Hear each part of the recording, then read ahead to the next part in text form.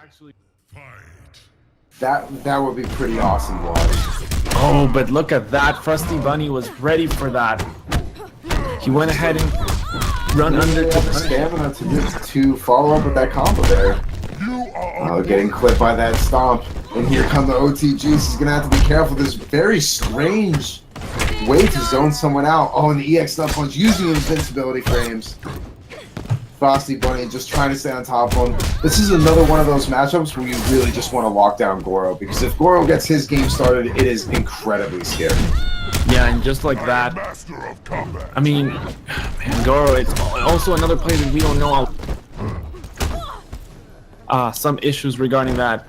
So far, it doesn't seem like he's getting hit necessarily by stuff that he doesn't know. It's just the fact that once Goro gets started, it's hard to put a stop to him. And even now, the down 3 trading with Baby getting the first round, spending the meter, getting some nice chunk of damage here, pounding his way to victory, and the corner pressure is still there. FrostiBunni needs to be careful. Oh my god, that was such a strange but impressive hit confirm. Oh, but that clean jumping, beautiful stuff by FrostiBunni. He's got a bar, nearly 2 of them. He goes for the low overhead, opens Baby up. Let's see what's next. The overhead gets properly blocked with a glow kick, comes out, and nice. He jumps out of the wall punch. Anything can happen now. Just narrowly misses that whip punish there. He's in trouble. Neither of them have meter. The next hit will kill for anybody. And Baby closing out game number 1 against FrostiBunni. Now, obviously, knowing FrostiBunni, character change is just not an option here. He's just going to have to take a step back and really just figure out how to adapt. Throne defended. Yeah, and we're getting closer and closer to seeing a Goro main on top 8. Semiij is actually the only person to have ever played Goro in top 8, but no one who mains it has ever made it in. So this might be the first time. Let's not count FrostiBunni out though. We know him for making amazing comebacks, and this could be another one of them. Oh, absolutely. And especially FrostiBunni, maybe what he wants to start doing is incorporating some of those ridiculous instant air gunshots that he's been known to do, just to kind of keep Goro on the ground and at a safe distance. Now we're even seeing it now, trying to threat between instant air gunshots and that back one that Cassie has offered, but proving to be a failure as Baby getting some nice damage, and now he's back in that corner. That's not where he wants to be.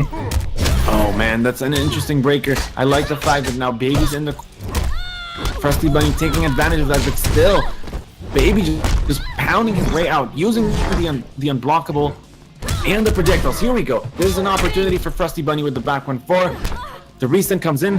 We're back to the neutral right now. And that projectile that Goro has is so deceivingly slow. It's almost hard to get around if you don't just duck it. But here we go. Yeah, EX nut punch. What's the mix? Wow. And that's actually going to do it. The 4-3-4 in a dream. FrostiBunni narrowly stealing that round away. Oh, very nice run under, but ran just a little bit too far to get a punish. Oh, spending both bars to make it safe. FrostiBunni not ready to hold block for the rest of the animation. And now, Baby's trying to keep the plus frames for as much as possible.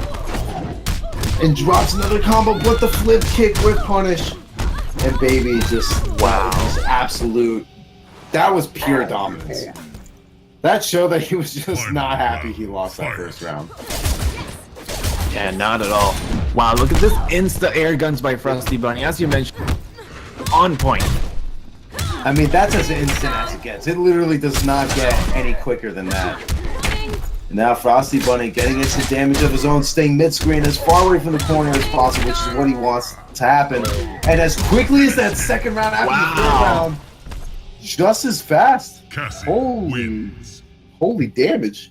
Baby didn't even have a chance on that last game. He just didn't guess right once, and that's what happens when you're facing Cassie. If you can't guess the mix, you're gonna have a bad time.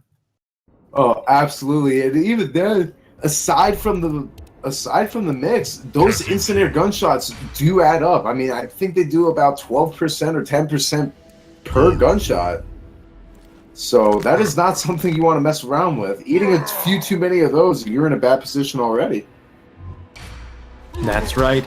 Now Baby going into Tiger Fury. Probably the least played variation, but there are some gimmicks that he's got available, and we'll see if FrostiBunni actually knows what to do against them.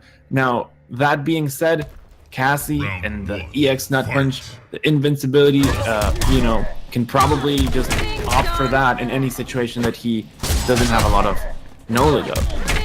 Now, FrostiBunni's gameplay, his game plan is going to be exactly the same. He's going to keep doing exactly what he's been doing. But on the flip side, Baby, no doubt, went for Tiger Fury. Beautiful hit before, but he just misses it. Tiger Fury, he went Tiger Fury to use those fireballs in an effort to kind of get a full screen presence. Because he knows up close he does pretty well, but getting in is really just the hard part. And a beautiful whiff punish on the down 3 by FrostiBunni. And that is Chip. And not even close. Like we were talking about earlier, FrostiBunni is surprisingly well at adapting mid-sets. We saw after a rather heartbreaking first game, these next 2 games have been much different. That's right. A lot of pressure coming in here by Baby, but still Bunny on the offense. Going over the back 1-4, trying to poke his way into the corner. The down 2 comes out and okay, blocks the walk punch right there. I didn't know it was actually gonna recover in time, but it did. Yeah, you know what? If he went for a jump attack, that probably would have been a trip card. So smart by him for not hitting a button, just going for him to jump in, being able to block the time. But even now, with all that going his way, Baby now has the life lead. He's just gonna sit back. He's gonna use what Tiger Fury does best and just kind of hang from a distance. Going into round number 3. This is a crucial round because the winner of this round will go up in the set. Oh, beautiful run under whiff punish, but didn't have the stamina again to finish the combo. That was unfortunate right there. And the walk punch coming out, forcing a breaker for FrostiBunni. Let's see what he can do here. That was actually kind of lucky because the fact that he missed that insta-air gun, it made him actually miss that projectile coming in. And nice, he dashes out. He's not letting Baby get away with those. We've seen him cash in on so much damage with those teleport moves that he's doing. Just FrostiBunni's just starting to get clipped now. Doesn't have any armor to deal with this. And this is actually going to do it. Going further up to swag. I approve and a brutality to establish that dominance as he goes up 2-1 in the set. Now you could tell that FrostiBunni had the right idea, but the timing was just really off on the anti-airs, on the whiff punishes. And that's really crucial when you play at a level like this. You know, reminder that the one winner from the set is going to advance into the top 8. So the pressure is on, not just for FrostiBunni, but for Baby as well. Because if Baby for some reason loses this next game, a game 5 situation is not something he wants to be in. More so when you're this close to the top 8. Yep, exactly. Now hopefully, if he does win, if FrostiBunni, he goes up 2 rounds to nothing. That's going to give him a lot of momentum as well. We see Baby spending the bar on the projectiles, trying to come in from the skies, and that's it. A successful hit. But now he gets opened up. FrostiBunni with a solid combo into a reach, bends the bar to get the extra damage. The overhead coming out as well. It hurts so much, 18% out of that. And you know what's juicy about this is that whoever wins this is going to be their first top 8 of the season regardless. Regardless of who wins, both of them have yet to see a top 8. So, even more so, the pressure is there. The pressure is very real right now. But FrostiBunni sitting arguably pretty close. Another beautiful run down there. And this time had enough stamina to finish that combo. Now he's in the corner. A nice neutral jump punch to switch positions, but a throwing Bunny out of the corner. He just gonna have to sit here on block and hold all of this pressure right now. Oh no. Oh, armor breeds invincibility frames as he takes off into the air. FrostiBunni just trying to get some damage in there. Goes for the mix! And just goes for the back when he has to break. Wait a second. We've seen like that happen this. before, but there And you then go. mistiming that meaty is just one of the worst ways to lose a game. Pay your respect. So unfortunate for Baby, but definitely FrostiBunni walks away from that pretty happy. There is a new. That was 2-2. We're going into game 5. In quite, I mean, an appropriate game 5. As you said, the first top 8 appearance of any of these players. We're going to see a Baby going back into Quad Warrior here.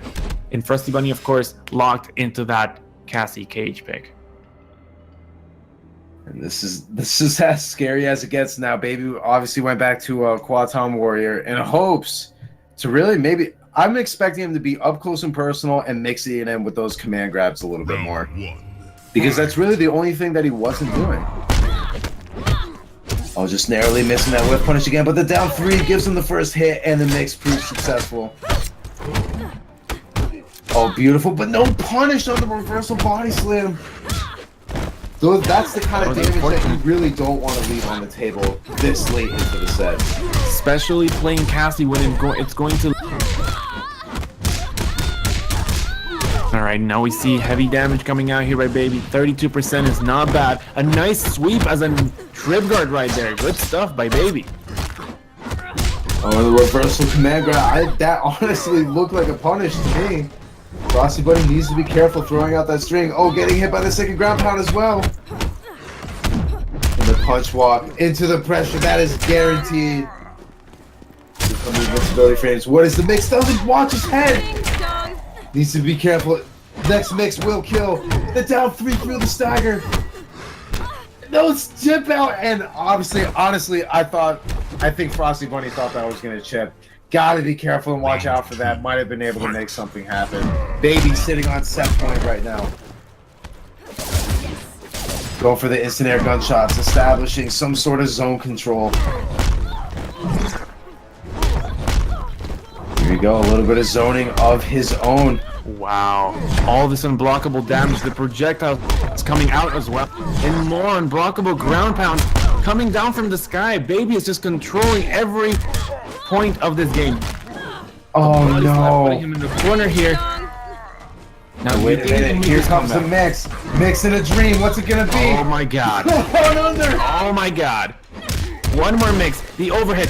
Just a meaty back one to close it out. FrostiBunni with tight comeback, taking us into a final round of game 5 between these two. FrostiBunni, please. The instant air gunshots keeping Baby in the corner. Neutral jump punch.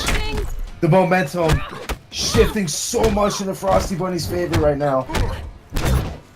Baby just trying to keep that position. Oh, a down 3 whip punish should have gotten so much more.